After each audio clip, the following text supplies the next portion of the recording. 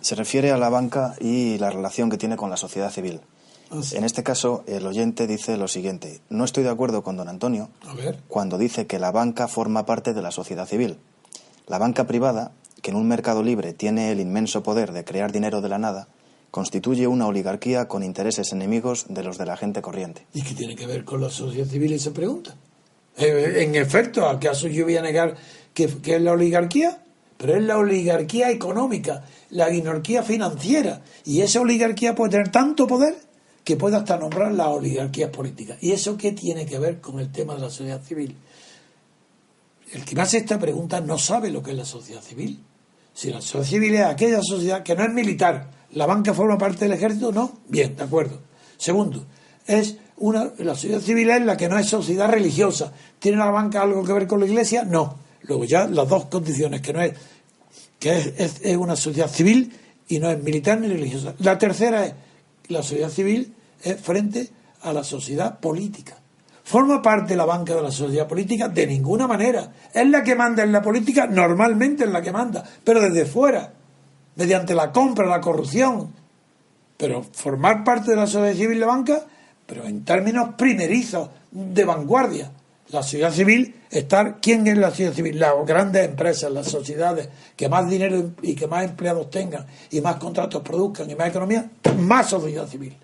Si la sociedad civil es la mercantil, todo lo mercantil pertenece a la sociedad civil. Sociedad civil es lo que no es sociedad política. ¿Y qué es sociedad política? Pues lo voy a decir una vez más. La sociedad política es una pequeña agrupación que surge dentro de la sociedad civil, por tanto no dentro de la religiosa ni dentro de la militar, una pequeña asociación, un destacamiento de individuos pertenecientes a la sociedad civil que se destacan de ellas y sin separarse de la sociedad civil, es decir, sin pasar directamente al Estado, se constituyen entre ellos como sociedad política. ¿Y por qué se llama sociedad política? Porque quieren gobernar. Esos que integran la sociedad política se han salido de la sociedad civil, por eso se llama sociedad política y no sociedad civil, y que se asocian y se asemejan unos a otros porque todos quieren gobernar. Y para ello todos se constituyen en forma de partidos políticos.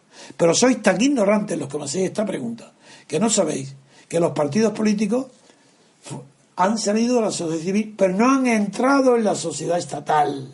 Porque eso es una aberración. Un partido político que pertenece a la sociedad política no puede pertenecer al Estado. Si pertenece al Estado, se acabó. Ya no forma parte de la sociedad política, ya es estatal. Ya es un enemigo de la sociedad por el hecho de que ha traicionado al origen de donde sale, se incrusta en el Estado y desde allí quiere gobernar para imponerse a la sociedad civil, que no tenga representantes. Por eso todos los partidos políticos europeos,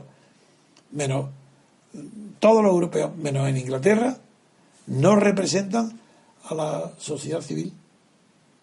Porque no hay sociedad política intermedia. Y me habéis oído hablar todos que desde Leibniz y de Benjamin Constant estoy obsesionado intelectualmente en recordar siempre que no se puede gobernar sin principios intermedios.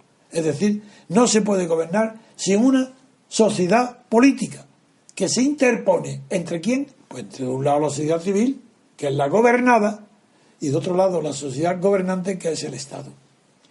Y a quien Marx, a partir de una confusión de la terminología hegeliana de Hegel y el marxismo, le llamó sociedad política al Estado. Y eso es que no lo conocéis, que yo lo critico, porque el Estado no tiene un origen voluntario.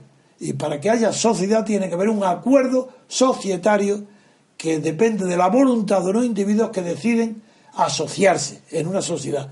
Eso es una sociedad y requiere acuerdo voluntario. El Estado no es eso. Nadie se ha puesto de acuerdo para decir vamos a fundar un Estado. Eso no existe. El Estado es producto de 1000 circunstancias, que incluso el gran porcentaje de esas circunstancias ni saben que están creando un Estado. Lo que están es asegurando el poder central de alguien muy poderoso. Y con matrimonios, guerras, traiciones, con una cantidad de vicisitudes históricas innumerables, llega a constituirse en un Estado. Y cuando sea Estado, se ve que hay de un lado Estado, de otro sociedad gobernada. Y la sociedad gobernada es la sociedad civil. Y para defenderse, La sociedad gobernada, incluso el Estado, para legitimar su poder, generalmente usurpador, tiene el propio Estado que segregar una parte de la sociedad civil para que lo justifique, lo legitime. Y nacen las filosofías políticas para justificar el poder del Estado, no para combatirlo. Ahí son las ideologías, ahí tenéis una prueba. Eso son ideologías. Todos los que defienden el Estado, derecha, de izquierda, son ideologías. Y eso, por tanto, yo no veo que haya ninguna dificultad teórica para comprender que la sociedad política es una sociedad intermediaria entre la sociedad civil y el Estado. Porque el Estado no es sociedad política. Pero los partidos políticos actuales, como son todos estatales, ¿qué quiere decir? Que sociedad política en Europa no existe. No hay. En España no hay sociedad política. Entonces no hay intermediarios. ¿Qué pasa entonces? La corrupción. Sin corrupción no se puede gobernar un Estado de partido. Y se llama Estado de partido. No voy a repetir ahora toda la teoría. Pero con eso contesto esa pregunta. Que esa pregunta no es inteligente. Ese no ha pensado en lo que dice.